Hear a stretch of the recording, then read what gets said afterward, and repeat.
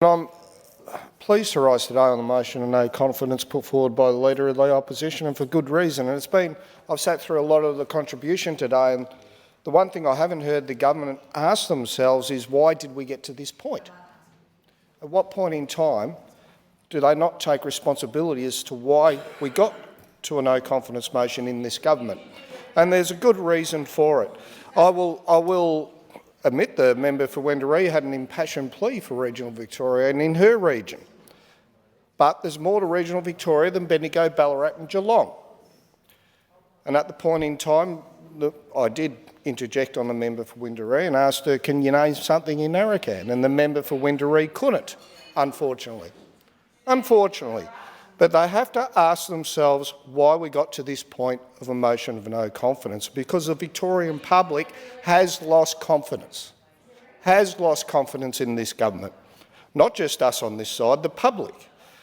And when we have issues with the CFMU of what we had that have been well reported and there was no action taken, then the Victorian public starts to lack confidence in the government and the government to govern. There's been members on this side today that have called this a stunt, yet they grasped the opportunity of the stunt to remove the member for Bendigo East. Just today. If it was such a stunt, why did that happen? Because even the Labor caucus lost confidence in the former Premier. That's why she was removed today. So if you can imagine the attitude of Victorians, they're expressing the same frustration, but not just at the Premier, the ministers of the government as well. Because unfortunately for the former Premier, my apologies, unfortunately for the former Premier, she has borne the brunt of the incompetence of the ministers as well. That's part of the problem. She is the leader, she has to take responsibility. But it's others in the room as well that maybe didn't convey strong enough that a Royal Commission was needed and not ignored. Maybe it was ill-advised. Maybe she didn't listen. I'm not part of that caucus, I do not know. But I do know that Victorians have had enough. And the reason there is no confidence anymore in this government is because of the constant poor decision-making of the government. When you spend $200,000 on pot plants, that's a waste. When people are under real pressure, cost of living pressure, and you spend $200,000 a year to hire pot plants, not even to buy them, that is waste. When Victorians here, we've lost $15 billion in corruption payments, and not a figure the Liberal Party made up, a figure that came out of Queensland that reported $15 billion. Victorians lack confidence in the government. And I don't think the new Premier is going to be any different. The new Premier is saying he's going to have a Royal Commission. Great. Is the new Premier going to consult with the opposition on the terms of reference for the Royal Commission? Because Victorians won't trust this government to have that Royal Commission and get an effective outcome of what Victorians need. And the member for Ovens Valley rightly said earlier, if you've been involved in corruption, watch out, we will come after you if we're in government. And so we should. Victorians deserve to know where that $15 billion went. They deserve to know. And when we talk about the Games, the Commonwealth Games, probably one of the biggest loads of, I can't say it, but the biggest con of all time in this state. But even the cancelling of the Games was a con. It said we had to cancel the Games, it's going to cost too much. But then it came out that that figure was inflated. That figure was inflated, that was put forward as $7 billion. It came out that that was doubled. So that was a con that cost this state $600 million to have that Games somewhere else. This is why Victorians have lost confidence in this government. And when it comes time and time again and the government doesn't do anything, then that's a problem. And the credibility of the government is a problem. The credibility is the main issue.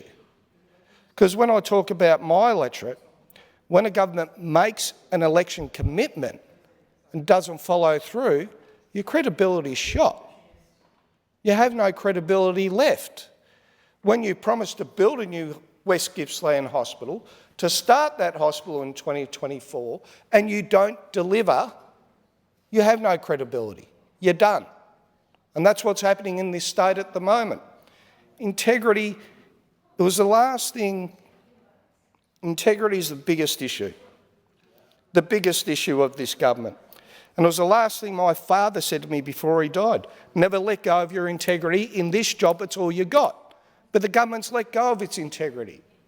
And this is why people have lost faith in them. This is why we have no faith in them.